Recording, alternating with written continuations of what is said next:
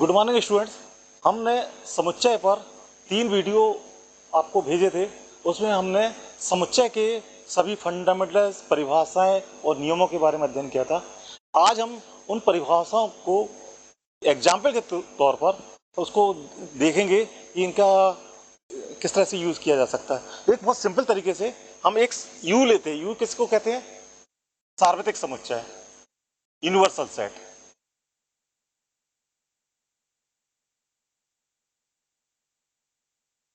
सार्वत्रिक समुच्चय। एक हमने इसको मान लिया कि इसमें अवयव हैं 1, 2, 3, 4, 5, 6, 7, 8, 9 और 10। और एक अवयव समुच्चय लिया हमने, उसमें अवयव हैं 1, 2, 3, 4। और बी समुच्चय लिया हमने जिसमें अवयव हैं 2, 4, 5, 6, 7। तो सबसे पहले हम इसमें जो हमने परिभाषा बताई थी उसको हम देखते हैं कि ये एग्जिस्ट का तरीका था। तो हम देखते हैं कि ए जो है, ए के सारे अवयव किस में है? यू में है। यू के अवयव है। तो यदि एक समुच्चय के प्रत्येक अवयव किसी दूसरे समुच्चय में अंतर्विष्ट कर रहे हो तो वो क्या कहलाता? उप समुच्चय। तो ए उप समुच्चय है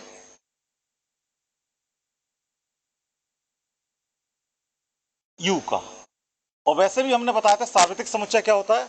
इसके अंदर सारे समुच्चय जो होते हैं बाकी, वो सब इसके उप समुच्चय होते हैं। तो इसको हम उप समुच्चय को किस तरह से दर्शाते हैं?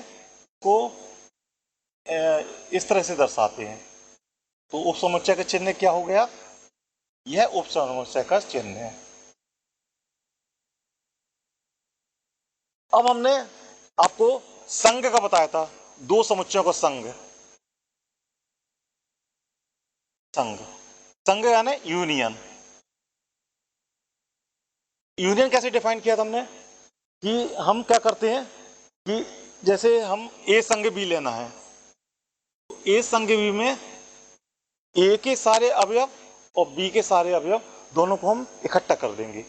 और इसमें जो अवयव रिपीट हो रहे हैं उसको हम केवल एक बार लिखते हैं। तो जरा देखो, 1, 2 इसमें रिपीट कर रहा है तो हम इसको एक ही बार लेंगे। फिर आ जाएगा 3, फिर 4 आ जाएगा, 5, 6, 7। तो हम ये देखते हैं कि ए संघ बी में ए के पूरे अवयव हैं और बी के भी पूरे अवयव हैं। इसका मतलब क्या हो गया? ए संघ बी है और ए उप समुच्चय होगा ए संघ बी का, क्योंकि ए के सारे अवयव हैं। और बी भी उप समुच्चय होगा ए संघ बी का। अब हम आते हैं सर्वनिष्ठ। तो सर्वनिष्ठ के लिए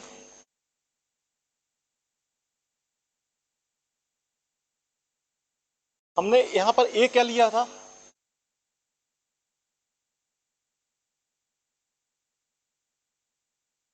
1, 2, 3, 4 लिया था। और बी को क्या लिया था हमने? 2, 4, 5, 6, 7, 8। तो सर्वनिष्ठ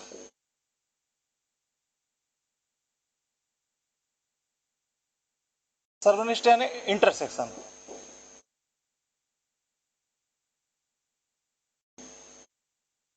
क्या कहलाएगा इंटरसेक्शन? इसको हम इस ए सर्वनिष्ठ बी को इस तरह से प्रदर्शित करते हैं, उल्टा यूज। तो हम ए सर्वनिष्ठ बी को इस तरह से प्रदर्शित करते हैं, ए सर्वनिष्ठ बी। तो इसमें कौन कौन से अवयव आएंगे? वे अवयव जो ए में भी हो और बी में भी हो। तो जरा देखो कौन से अवयव दोनों समुच्चय में? 2 ए का भी अवयव है और बी का भी अवयव है। तो जो कॉमन अवयव है वो ए सर्वनिष्ठ बी में आएगा। फिर दूसरा अवयव देखो, 4 ए में भी है और बी में भी है। तो ए सर्वनिष्ठ बी में 2 अवयव आएंगे। कौन कौन से? 2 और 4। अब हमने तीसरा क्या बताया था? अंतर समुच्चय।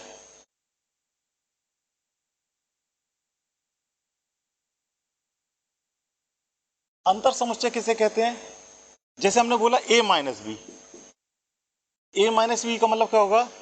ए के वे अवयव जो बी में ना हो। तो जरा देखो, इस समुच्चय में कौन कौन से अवयव आएंगे? तो ए के बे अवयव, एक बी में नहीं है, एक का एक जो अवयव है वो बी में नहीं है, इसलिए हमने इसमें आ जाएगा। दो जो है बी में भी है, इसलिए हम इसको शामिल नहीं करेंगे, क्योंकि हमको ए के वे अवयव चाहिए जो बी में ना हो, तो दो इसमें शामिल नहीं होगा। अब तीन को चेक करो, तीन बी में नहीं है, इसलिए यहाँ पर आएगा। फिर चार देखेंगे, चार चूंकि बी में है इसलिए हम इसको इसमें शामिल नहीं करेंगे, तो इसमें क्या आ जाएगा? एक और तीन। अब हम इसी तरह से बी माइनस ए चेक करते हैं। बी माइनस ए क्या हो जाएगा? बी के वह अवयव जो ए में ना हो, तो बी के अवयव चेक करो, दो ए में है, इसको नहीं लिखेंगे, चार बी में है, ए में है, इसको नहीं लिखेंगे, पांच आएगा, पांच ए में नहीं है। बी का अवयव जो ए में ना हो, तो पांच ए में नहीं है, छह ए में नहीं है, सात ए में नहीं है और आठ ए में नहीं है, तो ये बी माइनस ए हो गया। और स्पष्ट दिख रहा है कि ए माइनस बी और बी माइनस ए बराबर नहीं है। तो आप लोग समझ गए होंगे कि ए माइनस बी और बी माइनस ए कैसे निकालते हैं। अब आते हैं पूरक समुच्चय। पूरक समुच्चय क्या होता है? यदि हमने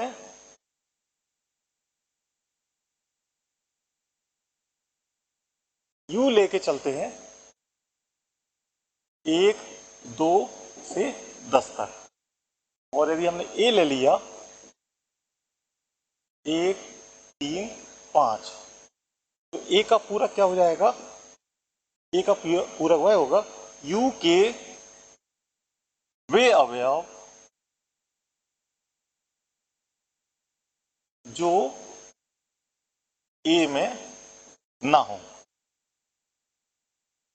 तो जरा देखो, चेक करो यू के कौन कौन से अवयव हैं जो ए में नहीं है।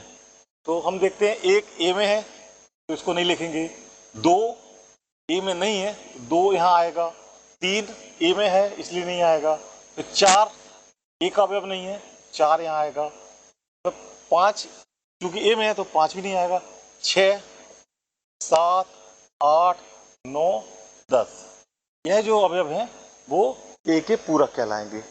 इसी प्रकार से आप और भी एग्जाम्पल बना सकते हैं और इसको सॉल्व कर सकते हैं। अब हम आते हैं कि इसको डायग्राम बनाते हैं, वेन डायग्राम। तो वेन डायग्राम कैसा होगा? इसमें ए के अवयव कौन कौन से हैं? 1, 3, 5, और यह जो आयत है उसमें इसको हम सार्वत्रिक समुच्चय से डिफाइन करते हैं।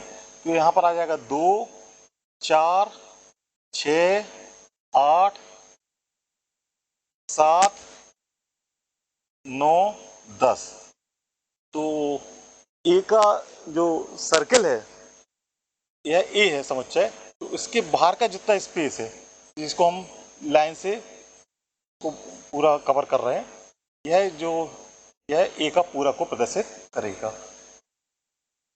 तो बच्चों को समझ में आ गया कि पूरक समुच्चय क्या होता है, अंतर समुच्चय, समुच्चय का संघ, समुच्चय का सर्वनिष्ठ, ये सभी प्रकार की परिभाषा हमने